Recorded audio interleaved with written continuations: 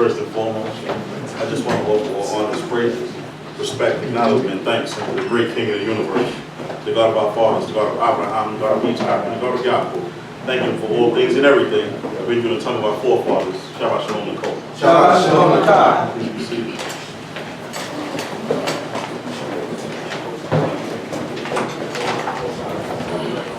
Thank you, the Most High God, for life, strength, food, clothing, and shelter. Thank you, the Most High God, for my life, for the lives of my family. I was told to say the lives specifically of my daughter, Teese. She got mad at me. She said, "You don't have, why you don't quiet?" So I want to make sure I get that taken care of. Thanking the Most High God for all of your lives. How's everybody feeling? CHOKMAH. Alright, we're gonna try that again. Listen, OJ about to be free. How's everybody feeling? That's what I'm talking about. Nowhere else in the world you get 9 years for robbery. I mean 33 years for robbery. And the person with the gun gets 23 months. Exactly. Where they do that at? Nowhere. He had a debt to pay To society. But you know, it's a funny thing, and the reason I want to kind of just mention that because talk about that for a minute is because I like to take the opportunity because I think that we as a people, you know, and even though OJ is who he is, you know, I know he's not black or white, he OJ. But I think we as a people, to be the informed people of God, I think we need to kind of understand and be able to look at certain situations and act and understand exactly where we are. I think that that's important. You know, they the four-person probation panel said that they got all types of letters why he shouldn't be released. They were talking about, well, because of the murders and all those different things, but he wasn't convicted of that. Thank you. Thank you. Now, whether you feel he did it or you feel that the Jews didn't do it, he wasn't convicted of that. That's right. And if y'all want us to accept certain cases that went down like Zimmerman and Tamir Rice case and Michael Brown case and all, y'all want us to accept all of those different cases because this country says that you were convicted or released by a jury of your peers. You want us to accept all that, then y'all just need to accept this one case. That's right. It's only one. We only got like 1s and 2s. Yeah. We got OJ and we got MJ. That's it. Michael Jackson. That was it. Yeah. Last week. So we're gonna continue in this first book of Samuel. Oh, but the point that I wanted to make to that is that like everybody is upset. But you know, it just kind of shows that the other part about it is, you know, if he did do it, which I'm not saying he did it. Some people feel like he did it. They, listen, for the people who feel like he did it, listen. Whatever. But listen, y'all realize she wasn't squeaky clean, right? Exactly. Exactly. Y'all do realize that. Y'all realize if she was in our country, that would have happened a long time ago. Exactly. She was in his house. Yeah. That he bought with some next guy. Yeah. I ain't see her dodging no offensive tackle, scoring no touchdowns. She was It was his house. She She wasn't with him on the football field. was an iron grip. You know what I'm saying? I'm just saying. So we need to take everything. We need to understand exactly where we at. So we're gonna get into this portion. I think we're doing 11, 12, 13. So we're gonna start in 1Samuel chapter 11. And just to kind of bring us up to speed to where we are, Chief Benjamin did an excellent job last week where they came and they anointed Saul, where he anointed Saul as king, because the people asked for a king because they were they wanted to be like everybody else. So we're gonna start in this portion whenever you're ready, bro. We're in the book of 1Samuel, the 11th chapter, starting at verse 1. Hallelujah. Hallelujah. Then Nachash the Ammonite came up and encamped against Yabesh Gilead. Right. So now, what you gotta, just so we all understand what's happening here, and the portion is gonna go into it because it's gonna go through a couple of different scenarios. But what happened is, Israel, because we didn't drive everybody out, and we left the certain people around us, these people became a thorn in our sides. So what happened is, Israel, we had Philistines on the one side of Israel fighting against us. We had the Ammonites on the other side. The Ammonites were right outside of the tribe of Gad on the Israel side of the Jordan, not on the side with Manasseh, Gad, and Reuben. They were on this side, and Ammon was right there, and this city of Yabesh Gilead that they're talking about is right there in Manasseh, right next to the Ammonites. So now you got Nachash the Ammonite came up and encamped against Yabesh Gilead. Come on. And all the men of Yabesh said unto Nachash, make a covenant with us, and we will serve you. Man. See, that's how you know when you don't really have that fear of God in you and that confidence in God, because they wasn't right. What they did was Nachash came up against them, and the first thing that all he did was surrounded. Not all he did. I mean, that was a pretty bold move. Surrounded the city, and the first thing they said was, "Listen, just make a covenant with us, and we'll serve you. No, let's fight. Let's do this. Just make a covenant with us. We'll serve you. We don't want no problems. Come on." And Nachash the Ammonite said unto them, on this condition will I make it with you. This is if you agree to this, stipulation, then I'll make a covenant with you and I'll leave you alone. Let's hear the terms and conditions. That all your right eyes be put out, and I will lay it for a reproach upon all Israel.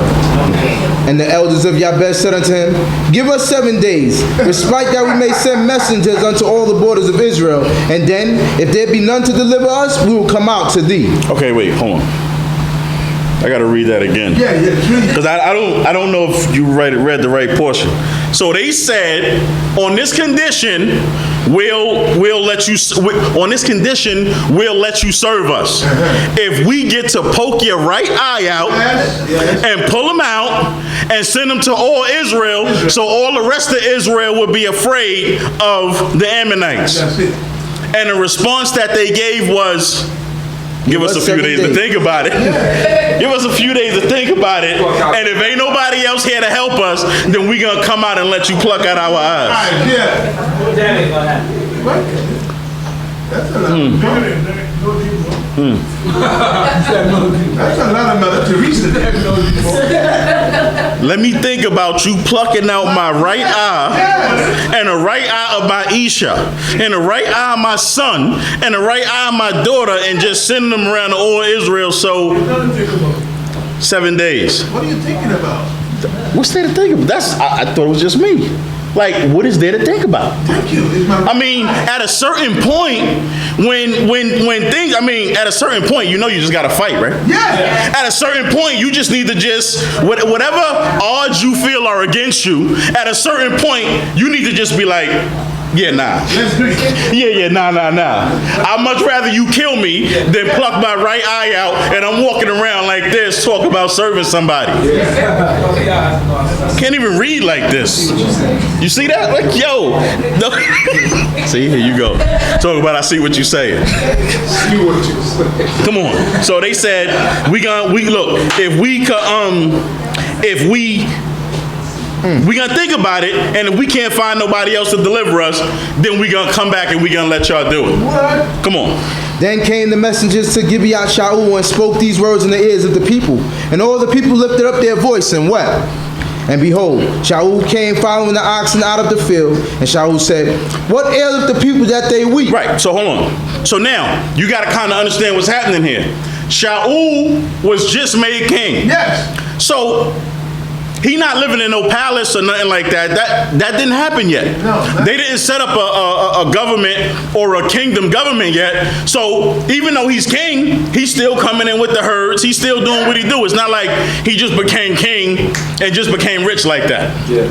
And work like that. Like, I remember the story about Mary J. Blige, where Mary J. Blige was like, yeah, I was listening to my first hit single on the radio, and I was still living in the projects. Money just don't come like that. I don't know if y'all know Dana Dane. He used to that's the Brook Fort Greene. That's the projects where we was from. Dana Dane had the Tramp video. He had the Tramp video in the on MTV, on Video Music Box. Okay. I was trying to remember what it was. On Video Music Box. No, he had Push It. He was on with Push It with Salt and Pepper. He was still living in 1D. Still living in 1D downstairs. You don't. Yeah, Push It was that long. You old, son.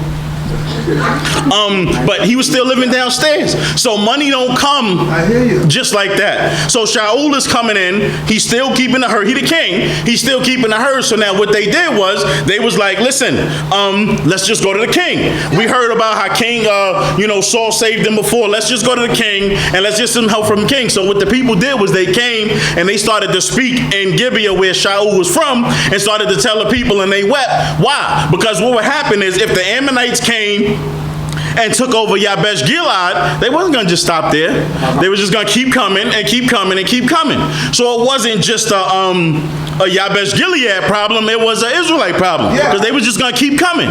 So they came down to the king, and this is the king's response. Come on. And they told him the words of the men of Yabesh, and the Spirit of God came mightily upon Saul. And when he heard those words, and his anger was kindled greatly. Because you got to hear.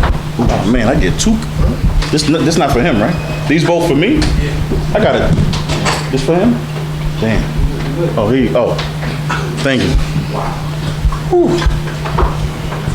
Thank you. I feel like a king. I got a drum roll when I came up and everything. See, y'all made me lose my place. Where we at? And Saul, when he heard those words, his anger was kindled greatly. Right, because just like how we heard the words and we was like, put the right eye out. No, we ain't doing that. He heard it and he felt for his people. Yeah. So now his anger is kindled greatly, and the Spirit of the Most High God came upon him. Come on. And he took a yoke of oxen and cut them in pieces, and sent them throughout all the borders of Yisrael by the hand of messengers, saying, whosoever cometh not forth after Shaul and after Shemuel, so shall it be done unto his oxen. And the dread of Jehovah fell on all the people, and they came out as one man. Right. So what Shaul did was he took a yoke of oxen and he started cutting it up, and he sent one piece to all of the tribes of Israel. And he told all of the tribes, listen, if y'all don't come out and help us for this fight and for this battle that we about to have, then all y'all oxen gonna be like this. And the people looked at it, and he mustered up the people, and the people are like, yeah, we ready to go. Come on. And he numbered them in Bezek, and the children of Israel were 300,000, and the men of Judah 30,000. 330,000 people came out. Yeah. Like, listen, we with you. Come on. And they said unto the messengers that came, thus shall ye say unto the men of Yabesh Gilead, tomorrow, by the time the sun is hot, ye shall have deliverance. Listen, the cavalry is on the way. Oh, yeah. By the time the sun get good and up in the air tomorrow, we gonna be out there and we gonna be here to help. Exactly. Come on. And the messengers came and told the men of Yabesh, and they were glad. Woo! We ain't gotta lose no eyes. Come on. And the men of Yabesh said, tomorrow we will come out unto you, and ye shall do with us that seemeth good unto you. Right. Come on. And it was so. On the morrow that Shaul put the people in 3 companies, and they came into the midst of the camp in the morning watch, and smote the Ammonites until the heat of the day. Right. So what happened is, so now the Ammonites wasn't expecting, because remember, they was expecting a response within 7 days. So the Ammonites was just kind of sitting around, and they kind of waiting for a response. And meanwhile, they mustered up 330,000 people. Shaul set them in 3 companies. So now, and before the morning watch, which is the morning watch is when you have the person obviously watching for the morning. Before the morning watch came, they went and they struck the camp of the Ammonites. So they wasn't expecting it. Yeah. They was expecting them to come back in 7 days and give a response to whether or not they was going to let them poke their eyes out. So they came, smote the camp, wiped them out. I mean, they chased them until the sun got good enough in the air and got hot. Jabesh Gilead, they happy. Israel coming together. We doing real good right now. Come on. And it came to pass that they remained And it came to pass that they that remained were scattered, so that 2 of them were not left together. And the people said unto Shemuel, Chased them. Come on. who is he that said, shall Shaul reign over us? Bring the men that we may put them to death. Right. So now, like we usually do, Israel get tough. And what they talking about, if you just jump back to chapter 10, when what Chief Benjamin read last week, where it says, verse 26, and it says, And Shaul also went to his house to Gibeah, and there went with him the men of valor whose hearts God had touched. right, But because it was happy. It was a lot of people was happy that we now had a king. That's right. But of course, Israel, we got some haters. Go ahead. But certain base fellows said, Base fellows. how shall this man save us? Right. And they despised him and brought him no present. Right. For he was one as one that held his peace. Right. So now you had some people back in last week's portion that everybody was happy. We got a king. We got what we asked for. But now you got king. King of what? That monkey gonna say? Please. You know what I'm saying? And they ain't bring no gifts. They ain't show no respect to the king. And they just went about their business. So now that the king saved them, now they're asking, who those people that was hating on Shaul now? Yeah. Where they at? We gonna kill them. We gonna kill them. Because we always get tough with Israel. Not with everybody else. But then what's Saul's response? And Shaul said, there shall not a man be put to death this day, Listen. but today Jehovah hath brought deliverance in Yisrael. It's not time for that. Those people who was hating, let them hate, because we always gonna have that. It's not a time for that. God brought deliverance for Israel. We gonna worship God, celebrate the things that God gave us, and that's what we are. Come on. Then said Shemuel to the people, come and let us go to Gilgal and renew the kingdom there. And all the people went to Gilgal, and there they made Shaul king before Jehovah in Gilgal. So now they have more of a consensus. You have more people that are happy. You have more people that are accepting of the kingdom, because as you know, what happens with Israel is we don't all come around at once. So a lot of people was happy. Some people felt like maybe the king should have came from somewhere else. Yeah. You know, king should have came from another tribe. Yeah. They was the smallest. Come on, man, I can't even get through my lesson in peace without people shouting out other tribes. Maybe the king should have came from Gad. Yeah, I don't really believe that either, but what I'm saying is you always have, the point of it is you're never gonna please everybody. No. And the decisions that are made are not always gonna please everybody. The only thing that you could do is make the best decision that you feel is right for the consensus of the people, and then you move forward. Come on. And there they sacrificed sacrifices of peace offerings before Jehovah. And there Shaul and all the men of Israel rejoiced greatly. So they had a party. They sacrificed. Everybody was happy. Come on. Chapter 12.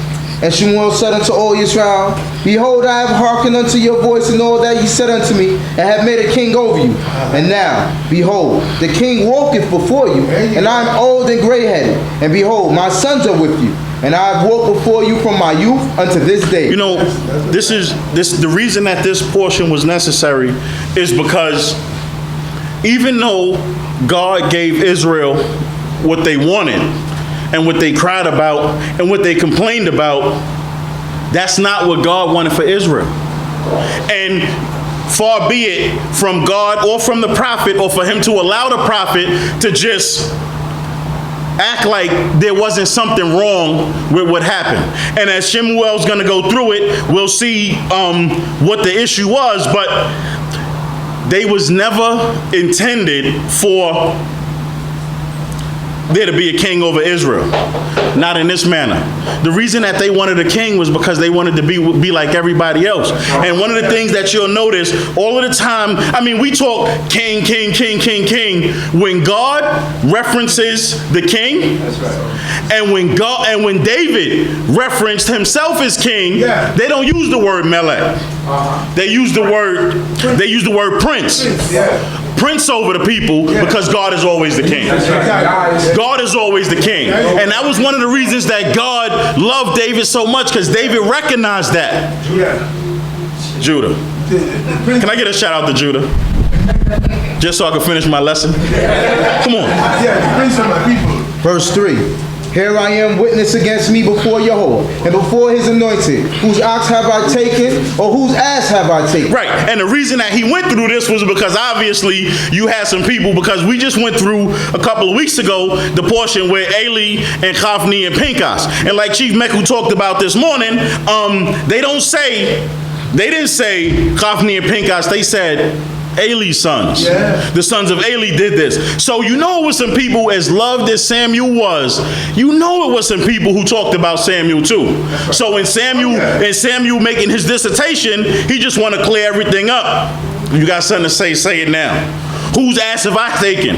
Or who have I defrauded? Yeah. Somebody have something to say, bring it up now. Let's talk about it. Come on. Or whom have I oppressed? Or of whose hand have I taken a ransom to blind my eyes therewith? And I will restore it to you. Yeah. And they said, thou hast not defrauded us, nor oppressed us, neither hast thou taken aught of any man's hands. Yeah. And he said unto them, Jehovah is witness against you, and his anointed is witness this day, that ye have not found aught in my hand. They said, he is witness. Right, because sometimes when you go up to speak before Israel, sometimes you just got to kind of clear yourself and have everybody acknowledge that you're clear. So that's what Shemuel is doing, because now he's about to go in on the request that they asked for. Come on. And Shemuel said unto the people, it is Jehovah that made Moshe and Aharon, and that brought your fathers up out of the land of Egypt.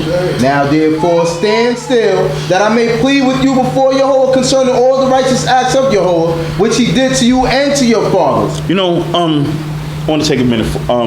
You know, one of these things about Shemuel that you got to, not only just Shemuel, but just God's people in general, the people who God put up, the people that God promote, again, because Chief Meku talked about it this morning, and I think what I'm hoping doesn't happen is because he did it, and I know he was going through it a lot because it was the Maftias portion and it was quick, and some of it might have kind of gone over, and I just want to kind of slow it down for a minute.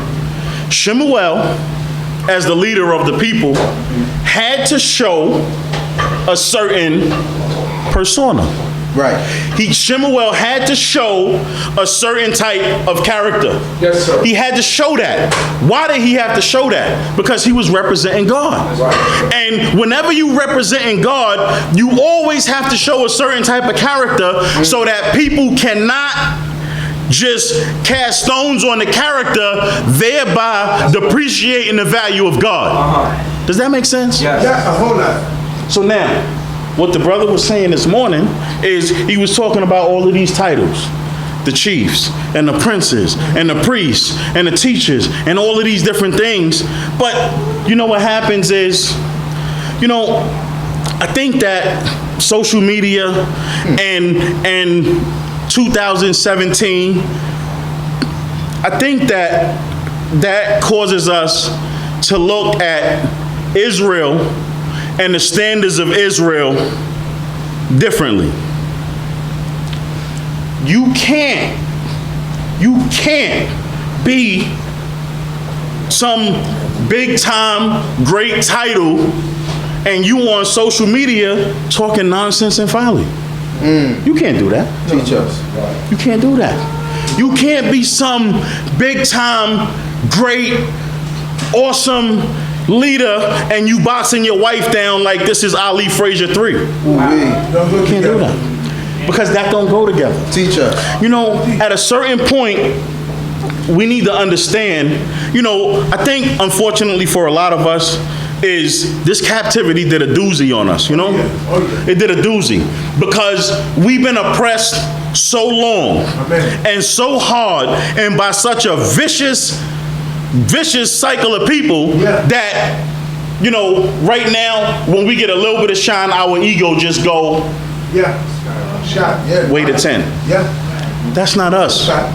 Brothers and sisters, please listen to me. That's not us.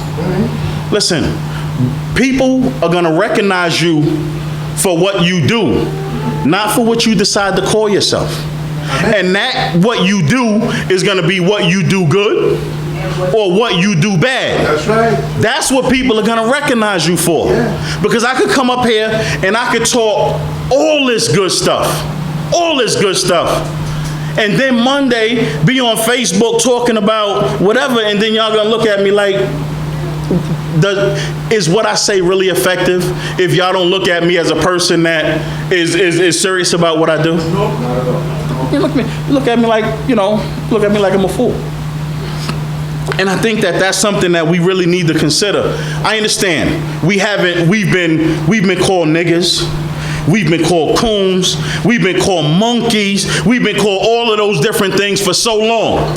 So now we want to take on things that people will look at us and marvel at us. I understand that. Right. I understand that. But if your behavior don't go with that, or if your behavior don't support that, you think people all of a sudden became stupid? That they don't understand what they see? That's right. You don't think, look, we the smartest, most judgmental people in the world. You don't think we can recognize a fraud when we see it? Oh, yeah. Talk about it. You don't think we can recognize that? You know what's happening right now with Donald Trump and all of these different things with Donald Trump and the not releasing of the taxes, the income taxes, and now is more evidence coming about Russia and all of these different things. And you have Europeans and Caucasians and they're marveling like, I can't believe this. How did we elect this person? Meanwhile, us in the black community, we saw this all along. Because that's what we do. That's what we recognize. We recognize this. That's what we do. Listen, the best, look, if it's one thing we could do, we can recognize a fraud. Oh, yeah. Just that quick. And so, listen, all of our business don't need to be out on social media. Social media is not our friend. You know what they do? The sister sends me, Gaverpadi, she sends me the proverb of the day. Every day I get a proverb from her in the morning, and it's something that I look at and make me think about God. Why we can't do stuff like that with social media? Why we gotta be on social media talking about who we might be about to marry next or who we about to apologize? What's all that for? Come on, man. We better than that. We bigger than that. So, that's why Shemuel, before he went in to go into this portion about the Most High God, that's why he had to do what he did to talk about his character and to clear his character so that you don't leave no room for somebody to say, come on, Shemuel don't know what he's talking about. That dude is evil, man. So how you going to tell me about God and that? Because that's what we do. Come on. Verse 8. When Jacob was coming to Egypt, then your fathers cried unto Yahweh. And Yahweh sent Moshe and Aaron, who brought forth your fathers out of Egypt, and they were made to dwell in this place. But they forgot Yahweh their God, and he gave them over into the hand of Sisera, captain of the host of Hazor, and into the hand of the Philistines, and into the hand of the king of Moab, and they fought against them. Because what happened is God gave us everything. And as soon as he gave us everything, he set us up in place, but our problem is we have everything that we need as a people. And we always looking out for somebody, looking out there for something that God already gave us. Listen, trust me, I seen it. I seen it when I was up here, but now that I went to the Dominican, I seen it all. We have the most beautiful women in the world. That's a fact. We have the most beautiful women in the world. Why are we marrying Europeans? Listen, I'm saying this, and I'm going to preface this by saying, no homo. We have the most handsome men in the world, I guess. You know what I'm saying? I guess y'all could just co-sign that, though. Say, help me out. And I'm not going to elaborate on that. I'm going to just leave it right there. I hear you. Just leave it right there. How we marrying European men? Yeah. They didn't want to, we was talking about Serena early. They didn't want to give Serena a pass. So I guess I got to roll with my people and not give her a pass. But, one thing about me, and I think I've always been like this, I just don't understand that if anybody has ever read a book or seen a picture from slavery, I don't understand how you could look at an image or a picture that you see from slavery and then decide to go and marry or lay down with or kiss or hug or whatever. Teach that. Some Say it. That's it. I ain't gonna say it. But like, yo, these are the people that hung us and raped us, burnt us. How you as a man or a woman find love in that? And that, thank you. How you do that? Talk about it. Where they do that at? Yeah. Listen, you know, sometimes I've been known, I like movies. And one of the biggest things about me is like, if I start watching a movie, even if the movie is bad, I'm just gonna see it through. Just because I wanna know what happened. I'm one of those people that if a movie is on and it looks like a fine black sister or a not so fine black sister is about to go do some whatever, I will stop the movie right there. I will stop the show right there because I can't look at that. Because I don't understand how, again, we have the most beautiful women in the world. I'm not gonna keep going on, man, but y'all understand what I'm trying to say. Why we need to go outside of, look, we got light-skinned ones. Yeah. If you like light-skinned, if you just get somebody real light. Yeah, we got everything. We got everything. Get somebody real light. We got everything enough. You know what I'm saying? Or just get somebody real dark. Yeah, we got all that. Somewhere we got all that. We got all that and more. But don't go over there, man. No. I mean, those people, because what's gonna happen, you know what's gonna happen? I don't think they realize what's gonna happen until it actually happened. Because they gonna get mad. Y'all gonna be in the middle of something, and they gonna get mad, and they gonna, nigga. Yeah. And that's what they gonna say. Yeah, exactly. That's what they're gonna say. Yeah. And then how you gonna feel when you 2 or 3 kids in? Yeah. Because that's when you gonna find, I'm just saying. But that's how you gonna feel when you 2 or 3 kids in and you finally realize that that's really what they think about you. Thank you. Here's what they think about it. Here's what they think about it. Lest we forget. Thank Listen, you. come on. Teach that. Well done. Verse 10. And they cried unto Yahweh and said, we have sinned because we have forsaken Yahweh and have served the Baalim and the Ashtaroth. But now deliver us out of the hand of our enemies, and we will serve thee. And Yahweh sent Jerubbaal and Bedan and Yitzhak and Shumuel, and delivered you out of the hand of your enemies on every side, and ye dwelt in safety. And when you saw that Nachash, the king of the children of Ammon, came against you, you said unto me, nay, but a king shall reign over us, when Yahweh your God was your king. The whole time. And that was the thing. That's the funny thing about Israel. You know, I'm real big on the behavioral sciences and trying to understand why people do or don't do certain things. Listen, what the Most High God is saying is He said, from the time that you cried in Egypt, I sent Moses and Aaron. When you cried in the book of Judges, I sent you Yiftach and Shemuel and Bedan and all of these different people. Yeah. If you were concerned about Nachash, why instead of asking for some man to save you, why didn't you go to the one who's been saving you all along? That's right. Who was the Most High God? That's always us. Like, the lesson is right there, and we just, for some reason, we always miss it. Just like in the wilderness, we fought and yelled and screamed and all of those different things, whereas I don't never understood why, when we was just thirsty in the wilderness, if we just asked for some, Moses, can we get some water? Can you do that rock thing like you did a couple of weeks ago? Please? I mean, it's a little stuffy out here, you know, I'm just saying. And just ask. But that's not us. For some reason, we just always got to learn the hard way. You know, I got to let it go because Shaul gonna kind of, go ahead, keep going. Now therefore, behold the king whom ye have chosen and whom ye have asked for, and behold, Yahweh hath set a king over you. If you fear the Yahweh and serve him and hearken unto his voice and not rebel against the commandment of Yahweh, and both ye and also the king that reigneth over you be followers of Yahweh your God. But if you will not hearken unto the voice of Yahweh, but rebel against the commandment of Yahweh, then shall the hand of Yahweh be against you and against your fathers. Because that's the thing about God. God don't change. No, you don't. God, the law is applicable to us whether we have a king or not. Exactly. The law is applicable to us whether we have a wife or a husband or not. right. Whatever there is that the law is applicable whether or not we have a job or not. That's right. God don't change. God don't change. Come on. Now therefore, stand still and see this great thing which Yahweh will do before your eyes. Is it not wheat harvest today?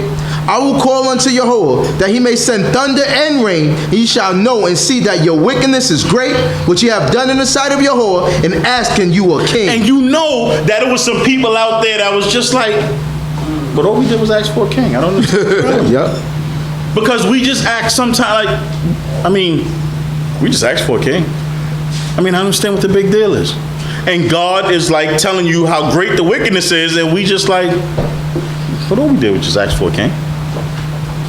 Come on. So Shemuel called unto Yahweh, and Yahweh sent thunder and rain that day, and all the people greatly feared Yahweh and Shemuel. And all the people said unto Shemuel, pray for thy servants unto Yahweh thy God, that we die not, for we have added unto all of our sins this evil to ask us a king. And Shemuel said unto the people, fear not, ye have indeed done all this evil. Yet turn not aside from following Yahweh, but serve Yahweh with all your heart. Right. Lord, go ahead. And turn ye not aside, for then should ye go after vain things which cannot profit nor deliver, for they are vain. That's why it boggles my mind. Whether you talk about Christians or Christianity, right, or night and day, or we don't have to do holy days no more, or whatever it is that you're talking about, God always talks about law, law, law. So how we think that we're going to start detracting from law and find favor with God? When the only thing God talk about is law, law, law. We ask for a king. Here go your king, law, law, law. Come on. For Yahweh will not forsake his people for his great name's sake, because it hath pleased Yahweh to make you a people unto himself. Moreover, as for me, far be it from me that I should sin against Yahweh and ceasing to pray for you. But I will instruct you in the good and the right way. Only fear Yahweh and serve him in truth with all your heart. For consider how great things he hath done for you. But if ye shall do wickedly, ye shall be swept away, both ye and your king. Come on. Chapter 13. Saul was years old when he began to reign, and 2 years he reigned over Yisrael. So now Saul he's starting to get into the groove. He's starting to set certain things up, and he's starting to get into the groove. Come on. And Saul chose him 3,000 men of Yisrael, whereof 2,000 were with Saul in Michmas and the mount of Baal, and 1,000 were with Jehonatan in Gibeah Benjamin. And the rest of the people he sent every man to his tent. Right. So now there was relative peace. The Philistines, they still had issue with the Philistines, but for the most part it was relative peace. And so what Shaul did was the 3,000 men that he chose, that was like his personal army that was going to be just around him. Like those was his boys. So he had 2,000 for himself, and he had 1,000 around Jehonatan, his son. Come on. And Jehonatan smote the garrison of the Philistines that was in Gibeah, and the Philistines heard of it. So now, what was happening was the Philistines had posts in Israel just basically to keep Israel in place. It wasn't a full-out raid, but the Philistines basically was in control of the borders in the land of Israel. So what they would do is they would kind of like hit a Philistine garrison here or hit a Philistine garrison there. And what the garrisons were, it was like it was just like basically a watch post that the Philistines had set up in the land, and they had the watch post had supplies and all of that stuff in the watch post, and it had people on top of the tower basically keeping up high, keeping watch on what was going on in the land. So what would happen is, so they came and they took like about 1,000 people. They came, they ran up on the watch post, they took the supplies, they took and they killed the Philistines. And so now this was happening too often, and now the Philistines heard of it, and so now the Philistines is like, all right, this got to stop. Come on. And Shaul blew the horn throughout all the land, saying, let the Hebrews hear. And all Yisrael heard say that Shaul had smitten the garrison of the Philistines. Right. And that Yisrael also had made himself odious with the Philistines. So and the now people were gathered together after Shaul to Gilgal. So now he's letting them know these are the different steps that I'm taking in order to try to get the Philistines out the land. Right. We did this, and this is also to muster up the people. Come on. And the Philistines assembled themselves together to fight with Yisrael. 30,000 chariots and 6,000 horsemen, and people as the sand which is on the seashore in multitude. And they came up and pitched in Mikmas eastward of Beit Aven. So now,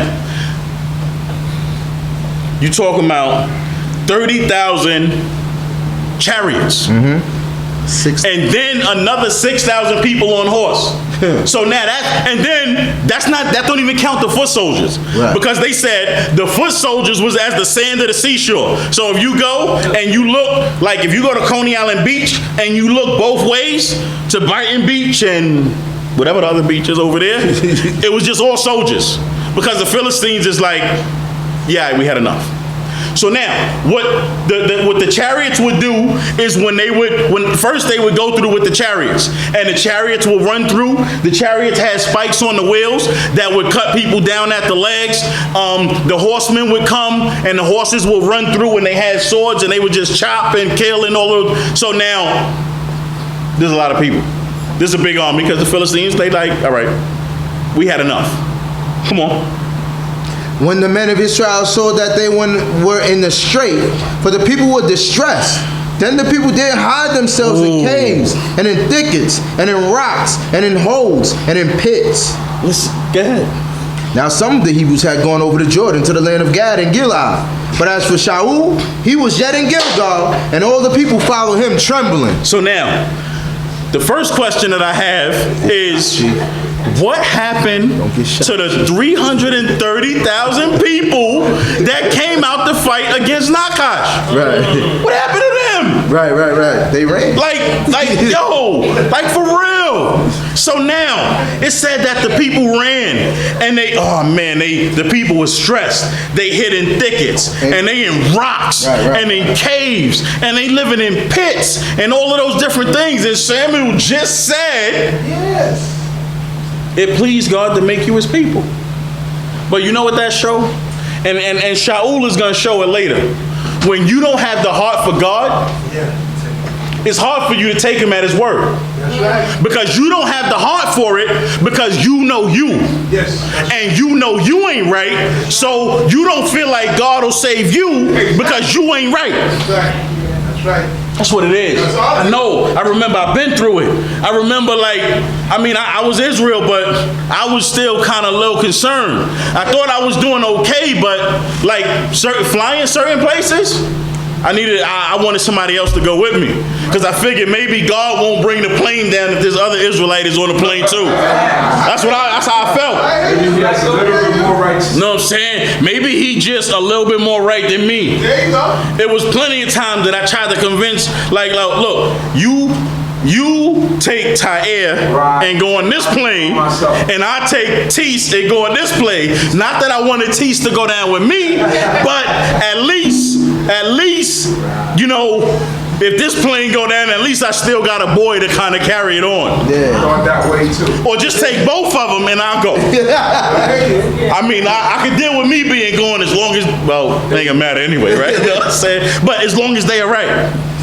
But listen, they couldn't get it because they heart wasn't for God. And that's what I'm trying to tell you. If you're not right in here, it's hard for you to draw up strength on what God say, because it's not in you. Teach us. Listen, it's hard. You can't do it. And if you think this is exactly what happened with Shaul, his heart wasn't in it. That wasn't him. That wasn't him. So now you the king. All these people running, hiding. It said some people even ran across the Jordan and went to stay on the other side of Jordan when they ain't had no problem, just so we ain't have to deal with the Philistines. Scared, shook. Shook, and it said, scared to death. But Shaul stayed in Gilgal because he ain't had no choice. Because he was the king. Exactly. You know how the captain got to go down with the ship? Right. He was the king. He had to stay, and the people who stayed with him, but they was trembling. Yeah. That's what it say. And all of the people that followed him, that 2,000, they was with him, but they was like, Trump. Yeah. Yeah. look, as soon as he turned his back, I'm ghost. That's what it was. Come on. Verse 8. And he tarried 7 days according to the set time that Shemuel had appointed. But Shemuel came not to Gilgal. So and the now- people were scattered from him. Right. So now what was supposed to happen was Shemuel already told him, I'll meet you in Gilgal Yes. in 7 days. 7 days, that's it. He already told him that. Yeah. Right? Stand fast. It was clear. All you need to do is hold on, because the thing with Shaul was like, it's just like, remember with Deborah and I can't remember this. Barak. Barak, yeah. Like Barak is like, if you want me to go, Yeah, I'll go. I'll go. But if you don't go with me, Deborah, I ain't going. No. And so that's how Shaul felt about Shemuel. Yeah. Shaul was like, listen, I feel much more comfortable if Shemuel is here, because I know God will at least take care of Shemuel. Maybe not me. Right. So Shemuel told him, I'll be there in 7 days. Yeah. All you got to do is wait. Hold on. Yeah. 7 days. Come on. And Shaul said, bring hither to me the burnt offerings and the peace offerings. Oh, wait a minute. Oh, Why you bringing burnt offerings and peace offerings? Let me. What you about to do? Come on. And he offered the burnt offering. And then what happened? And it came to pass that as soon as he had made an end Soon of as he offering finished, the burnt offering, behold, Shemuel came. I got to tell y'all right now, I wouldn't have never did this before. I feel real comfortable with y'all as a people. I feel like I'm home with y'all. I got on a pair of slippers. I feel real good right now. You know what I'm saying? I'm walking around like I'm still in DR. You know what I'm saying? I feel like woo, feel good right now. But anyway, what it say about God? He might not come when you want, but he always on time. In the middle of town. And the second that he finally Shaul is like, you know what? Let's just sacrifice these burnt offerings. And the second that he finished, here comes Shemuel, right when he said he was going to come. Yeah. And the 7th day. Come on. And Shaul went out to meet him, that he might salute him. Okay.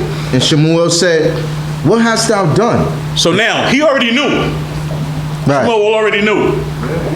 Because, like I said, Israelites could tell fake people. So as soon as he came, soon as Shaul came, Shaul is running like, whoo, I'm glad to see you, because everybody shook. Yeah. Everybody shook. And he running, waiting for Shemuel to give him a, how you doing, Ak? And Shemuel is like, yo, what'd you do? What you did? What you do? Come on. And Shaul said, because I saw that the people were scattered from me, making excuses. and that thou camest not within the days appointed, and that blaming the everybody. Philistines assembled themselves together against Michmash. Therefore said I, now will the Philistines come down upon me to Gilgal, and have not entreated the favor of Jehovah. I forced myself therefore, and offered the burnt sacrifice, the burnt So now, offering. you know, one of those proverbs of the day that she sent me was Proverbs 19:3. And Proverbs 19:3 say, a person's own folly leads to their ruin, yet their heart rages against Jehovah. That's it right there.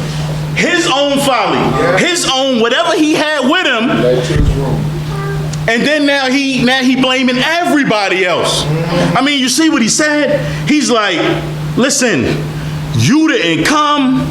And hold on, I just want to find it. The Philistines was, look, bro, the Philistines was there. And they was on our hills. And they came with so many people. And the people were scattered.